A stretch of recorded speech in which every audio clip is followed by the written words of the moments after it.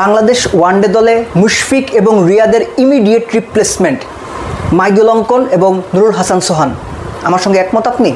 Number 2, Bangladesh New Zealand A দলের বিপক্ষে যে ব্যাটিংটা করেছে এই ব্যাটিংটা আরেকটু ভালো কি হতে পারতো? নাম্বার 3, শামীম পাটোয়ারিকে সঠিকভাবে ব্যবহার কি করা হয়েছে এই ম্যাচে? First of all Nurul Hasan Sohan এবং মাইদুল অঙ্কনের সেঞ্চুরি, কত রান করেছে, কয়টা 4 ছক্কা আপনারা দেখেছেন, সেই আলোচনাতে যাচ্ছি না। যেটা সবচেয়ে ইম্পর্টেন্ট, মিডল ওভারের ব্যবহার। বাংলাদেশ ক্রিকেট টিম গত 2-3 বছরে বা আরও বেশি সময় যারা top most cricketer, specifically Mushfiq রিয়াদরা মিডল ওভার কখনো খুব ভালোভাবে ইউটিলাইজ করতে পারেননি। যে যুগে মিডল ওভারে 6-এর ওপর ইকোনমিতে রান তোলা প্র্যাকটিস, বাংলাদেশ সেখানে গত 3 বছরে এভারেজ 4.5 থেকে 5 ইকোনমিতে রান তুলেছে। মাইদুল অঙ্কন নুরুল হাসান সোহানের পার্টনারশিপের সবচেয়ে ভাইটাল দিক ওই 32 ওভারে 225 রান করা। খেয়াল করে দেখেন এই যে পার্টনারশিপটা, এই পার্টনারশিপটা রান তুলেছে গড়ে প্রায় 7-এর কাছাকাছি রান রেটে ওভার প্রতি। মাইদুল অঙ্কন শুরুতে স্লো ছিলেন, 60-65 স্ট্রাইক রেটে ব্যাট করেছেন, পরবর্তীতে গিয়ে মোটামুটি পুষিয়ে দিয়েছেন। সোহান তো শুরু থেকে পুরো ঢাকা প্রিমিয়ার লিগ ক্রিকেটে যে জায়গাতে যেভাবে খেলেছেন ঠিক একই রকমভাবে খেলেছেন।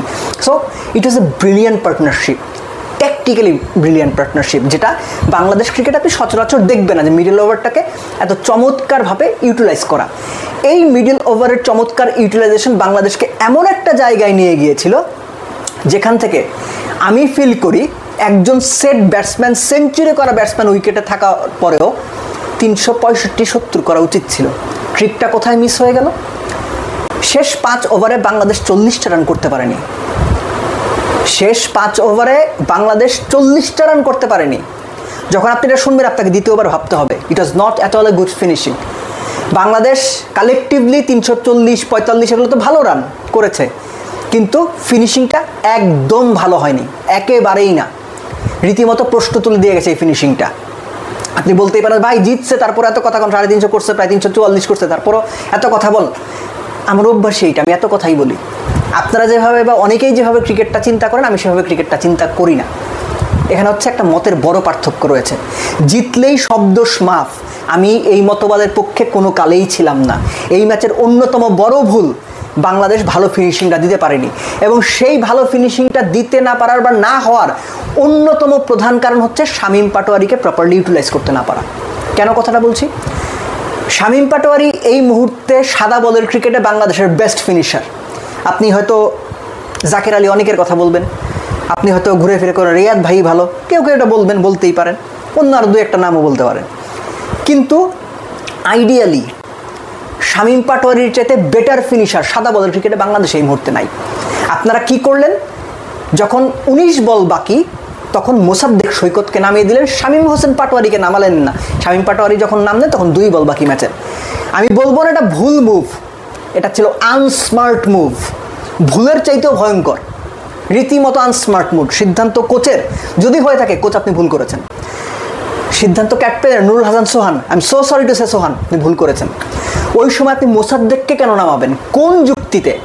আপনার বিজয়, আপনার মাইদুল অঙ্কন, আপনার নুরুল হাসান সোহান, আপনার মোসাদ্দেক সৈকত, টানা 4টা ডানহাতি ব্যাটসম্যান, একটা লাইনে, একটা চ্যানেলে, একটা প্ল্যানে বল করতে করতে নিউজিল্যান্ড এ দল অভ্যস্ত হয়ে গিয়েছিল।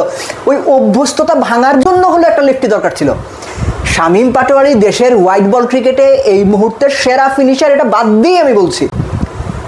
আমি এই জন্যই বললাম যে এটা ট্যাকটিক্যালি প্রচণ্ড রকমের আনস্মার্ট একটা মুভ ছিল।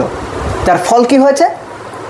শেষ 3 ওভারে বাংলাদেশ মোটে 23 রান করতে পেরেছে, অথচ মিডল ওভারে এই দলটাই 32 ওভারে 225 রানের একটা পার্টনারশিপ করেছে 193 বলে। এই ম্যাচ আপটা ভালো হয়নি, দেখতে ভালো লাগেনি। যে রানটা 365-70 হতে পারে, হওয়ার সম্ভাবনা আছে, আপনার ওইটা এখনকার যুগের ক্রিকেটে 365-70ই করতে হবে, 340 করে আপনি পার পাবেন না। সো ওই যে আমরা সবসময় বলি না যে ভাই সবসময় বলেন 15-20 রান কম হয়েছে, সিরিয়াসলি ভাই এই ম্যাচটা তো 15-20 রান কম হয়েছে।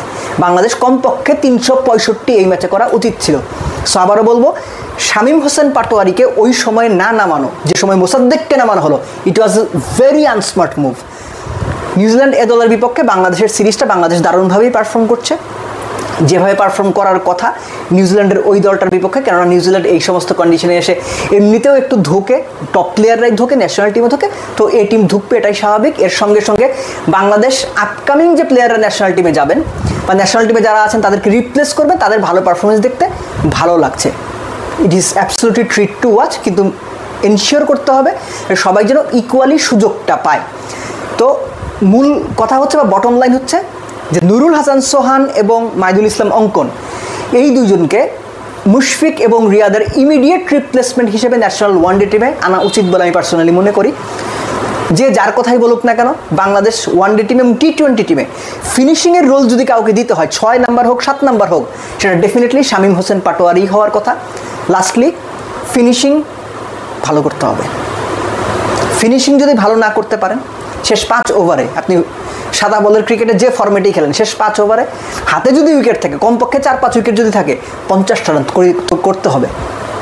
এই মাইন্ড সেট আপ, এই স্কিল সেট, এই স্মার্ট মুভ বাংলাদেশ ক্রিকেটকে আয়ত্ত করতে হবে, নইলে খুব বেশি দূর যাওয়া সম্ভব হবে না।